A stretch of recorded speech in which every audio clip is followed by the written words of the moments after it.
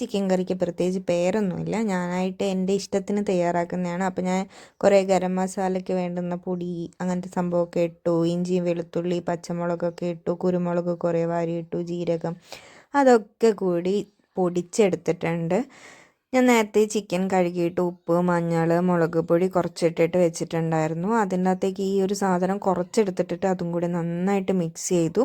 പിന്നെ ഇതിലേക്ക് വറുത്ത് കോരിയിട്ട് ഉള്ളി ഇടണമായിരുന്നു.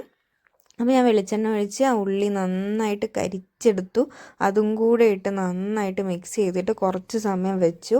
അത് മൊത്തത്തിലൊന്ന് ആ ചിക്കനിലേക്ക് പിടിച്ചോട്ടെ എന്നുള്ള നിലയിൽ.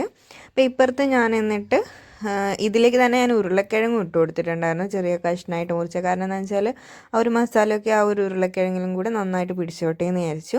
അത് കഴിഞ്ഞ് ചട്ടിയിലേക്ക് വെളിച്ചെണ്ണ ഒഴിച്ച് നമ്മൾ നേരത്തെ മസാലേൻ്റെ ബാക്കി ഉണ്ടായിരുന്നല്ലോ അത് ഇതിൻ്റെ അകത്തേക്ക് ഇട്ട് ഇളക്കിയതിന് ശേഷം ഉള്ളി വയലാൻ വെച്ചു. ബാക്കി കുറച്ച് ആ ഒരു വെളുത്തുള്ളിയൊക്കെ കടിക്കാൻ കിട്ടാൻ വേണ്ടിയിട്ട് അതും പച്ചമുളകും കുറച്ച് ഇട്ട് കൊടുത്തു.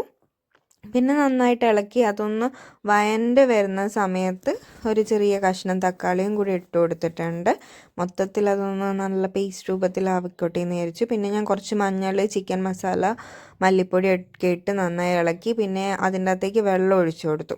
മിക്സി കഴുകിയിട്ട് അതിൻ്റെ അകത്തു നിന്നാണ് ഒഴിച്ചത്, കാരണം അതിൻ്റെ അകത്ത് ഓൾറെഡി ആ പേസ്റ്റ് ഉണ്ടല്ലോ. പിന്നെ ആവശ്യത്തിനുള്ള വെള്ളം കൂടെ ഒഴിച്ച് നന്നായിട്ട് അത് മിക്സ് ചെയ്തതിന് ശേഷം നമ്മുടെ ഈ ചിക്കനും കാര്യങ്ങളൊക്കെ നമ്മൾ നേരത്തെ മിക്സ് ചെയ്ത് വെച്ചല്ലോ അതുകൂടെ ഇട്ട് ഇളക്കി കൊടുത്തിട്ട് നമ്മൾ മൂടി വെച്ച് വേവിക്കാൻ വേണ്ടിയിട്ട് നല്ല സ്ലോ കുക്കായിട്ട് വന്നോട്ടെ എന്നുള്ള നിലയിൽ ഞാൻ ആ സ്ലോ കുക്കാവാൻ വേണ്ടി വെച്ചിട്ടുണ്ടായിരുന്നു. പിന്നെ മാമനൊക്കെ പച്ചമുളക് കടിക്കാൻ ഇഷ്ടമുള്ളത് കൊണ്ട് ഇതിൻ്റെ മേലെ ഞാൻ 2 പച്ചമുളക് ഇട്ട് കൊടുത്തു. കാരണം അധികം വേവില്ലാതെ കിട്ടിയാലാണല്ലോ കഴിക്കാനൊക്കെ രസം ഉണ്ടാവുക.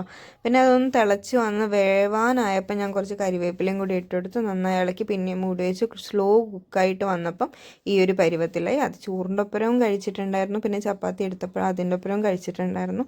എനിക്കിഷ്ടപ്പെട്ടു. നല്ല മസാലയൊക്കെ പിടിച്ച കുരുമുളകിൻ്റെ കുത്തലൊക്കെ ആയിട്ട് എനിക്കെന്തായാലും ഈ കറി ഇഷ്ടപ്പെട്ടു. ട്രൈ ചെയ്ത് നോക്കൂ.